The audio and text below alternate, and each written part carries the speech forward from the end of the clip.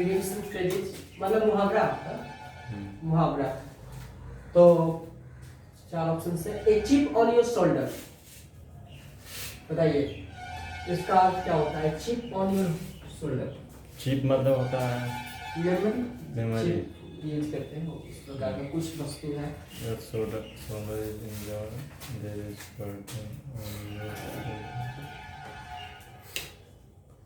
There is burden on your shoulder.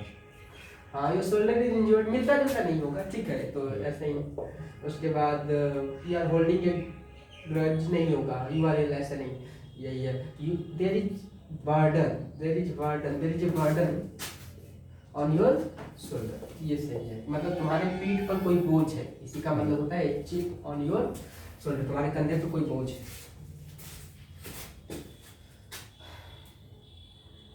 अगला है when I returned the house everything was at sixes and sevens। जब हम घर लौटे तो हर कुछ क्या था बताइए।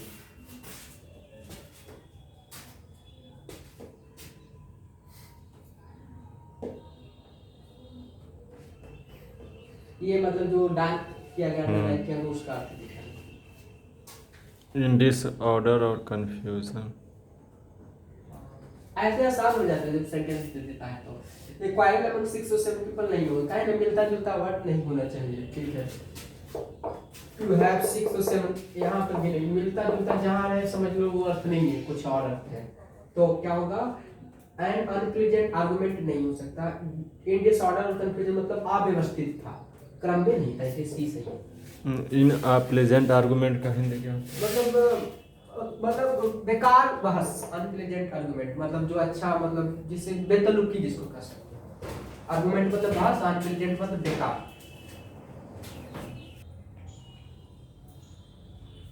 वॉल्स इन योर कोर्ट मतलब क्या होगा? Make the right decision, the judgement is in your favour, you should catch the ball, it is up to you to decide something. Yes,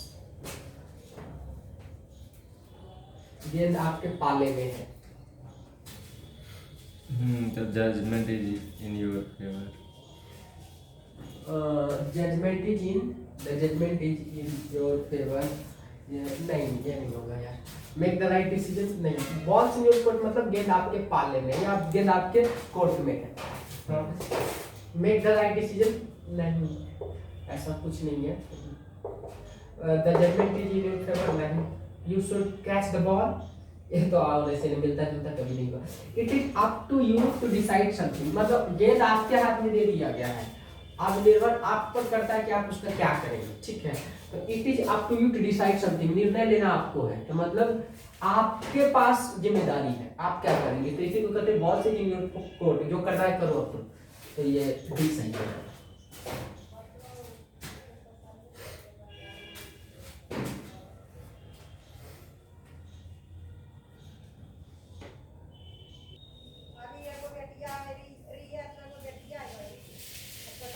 Some people have the habit of burning by fits and starts। कुछ लोगों के पास क्या habit होता है? बताइए। Bye fits and start का काम करने का जो हैबिट होता है, by fits and start. Consistent. By fits and starts बताइए।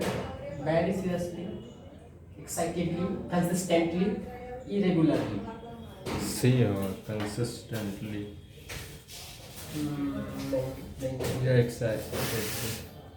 नहीं, ये कुछ नहीं होगा, इरेगुलरली होगा। इसका मतलब ये होता है कि देखो कोई लोग काम शुरू करते हैं लेकिन शुरू करते ही ठप हो जाता है, पूरा से नहीं, शुरू किया बंद कर दिया, फिर शुरू किया बंद कर दिया, उसी को कहते हैं bye fits and start. Irregular है, रेगुलर नहीं रहता है। एक मिनट और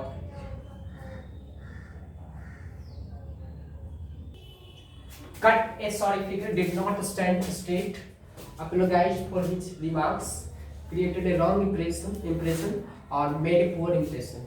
बताइए। Cut a sorry figure. Did not stand.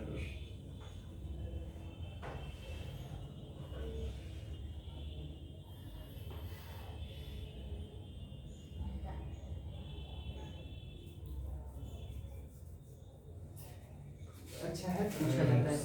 Created a wrong impression. Cut a sorry figure did not understand नहीं होगा। अपोलोजाइज फॉर हिज रिमार्क्स, जो कहा उसके लिए क्षमावान है नहीं। क्रिएटेड ए रॉन्ग इंप्रेशन नहीं। मेड ए पुअर इंप्रेशन मतलब शर्मिंदा होना, शर्मिंदा होना। या फिर इसको कह सकते हैं बुरी छाप छोड़ना, इसी को कहते हैं cut a sorry figure.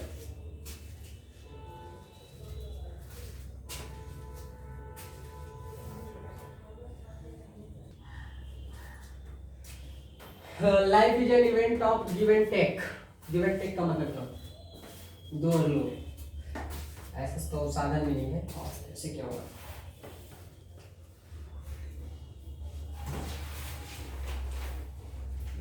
Adjustment. Always giving, या तो आसान है ऑप्शन से एलिमिनेट कर लेंगे। ठीक है, तो लाइफ एक इवेंट है, घटना है। किसका घटना है? तो प्रबंधन का, एडजस्टमेंट का। गिव एंड टेक का मतलब क्या होता है?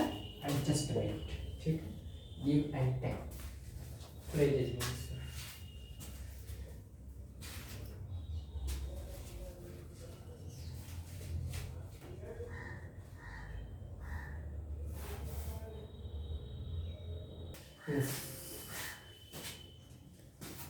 Please hold your tongue in this matter. Be silent, give advice, defend, argue. Be silent. Be silent. हाँ Hold your मतलब tongue. हाँ मतलब अपना जीभ को दबाओ। क्या हुआ इसका? मतलब चुपचाप रहो, शांत रहो, इस मामले में खास करके। रुको, ये चीज हो जाता। हाँ ठीक, be silent। ठीक। कुछ भी नहीं थी। You wanted this agreement in black and white. हाँ ठीक है, वो इस एग्रीमेंट को ब्लैक एंड व्हाइट में चाहता है। क्या होगा? In writing, in मतलब orally, in discuss, in detail. He wanted this agreement in black and white. In writing. In writing? जी। हाँ मतलब इस एग्रीमेंट को तो orally लिया नहीं जा सकता, पहला खत्म। डिस्कस में भी नहीं ले सकते हैं। डिटेल में तो एग्रीमेंट होता ही। तो राइटिंग ब्लैक एंड व्हाइट है तो समझो राइटिंग लिखा हुआ कागज में, लिखा हुआ कागज में, यही होगा इसका मतलब। हुआ कागज में, लिखा हुआ कागज में या कागज पर, यही मतलब लिख करके हमको ये एग्रीमेंट को दो। ये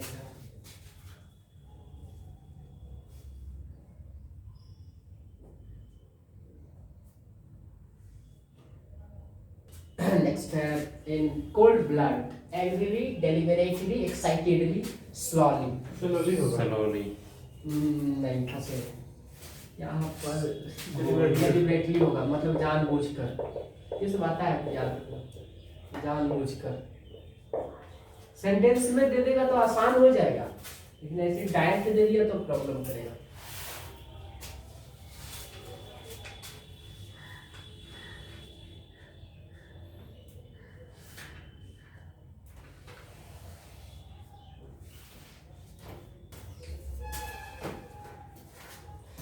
My 10-year-old son is an incredible live wire.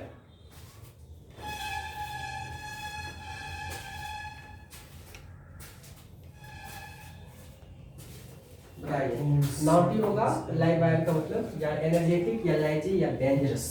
Naughty. Dangerous होगा ना।